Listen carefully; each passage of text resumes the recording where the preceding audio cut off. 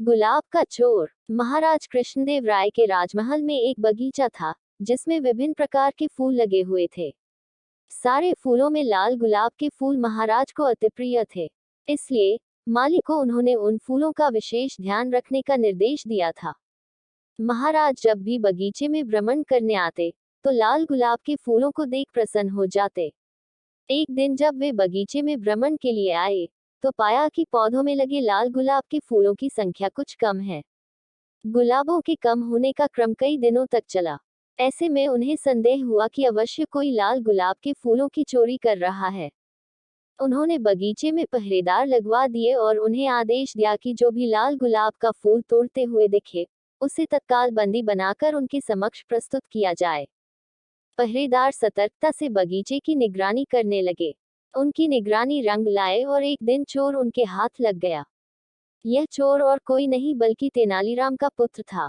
जब यह बात तेनालीराम के घर तक पहुंची तो उसकी पत्नी बहुत चिंतित हुई और तेनालीराम से मिन्नतें करने लगी कि किसी भी तरह उसके पुत्र को छुड़ा कर लाए।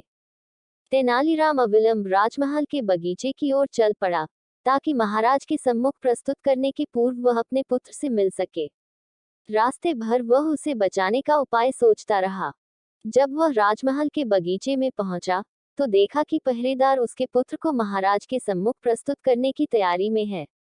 जब वह अपने पुत्र से बात करने को हुआ तो पहरेदारों ने यह कहकर रोक दिया कि अब अपने पुत्र से बंदी गृह में मिलना।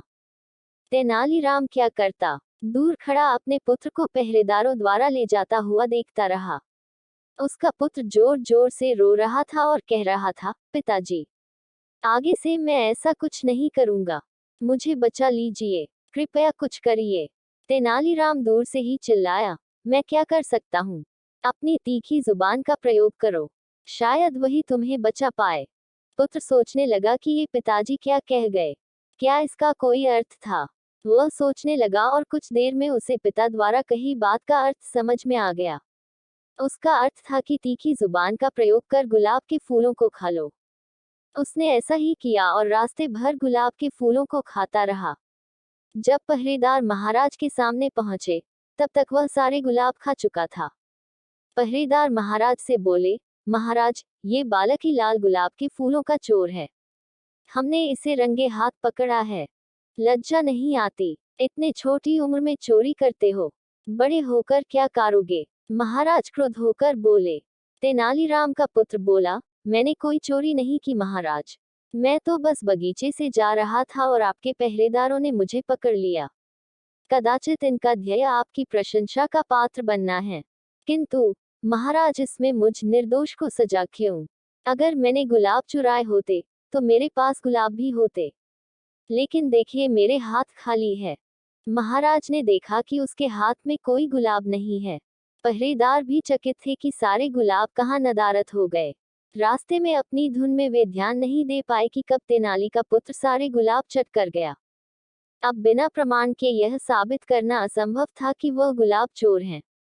महाराज पहरेदारों को फटकारने लगे, एक निर्दोष बालक को तुम कैसे पकड़ लाए? इसे अपराधी सिद्ध करने का क्या प्रमाण है तुम्हारे पास? भविष्य में प्रमाण के साथ चोर को लेकर आना, इसे तत्काल छोड़ दो। तेनालीराम के पुत्र को छोड़ दिया गया। वह घर पहुंचा और अपने माता पिता से क्षमा मांगी और उन्हें वचन दिया कि भविष्य में बिना पूछे कभी किसी की कोई वस्तु नहीं लेगा, क्योंकि वह चोरी कहलाती है। तेनालीराम ने उसे क्षमा कर दिया। अगर यह कहानी आपको पसंद आई हो तो प्लीज मेरे चैनल को लाइक, सब्सक्राइब और शेयर करें। धन्यवाद।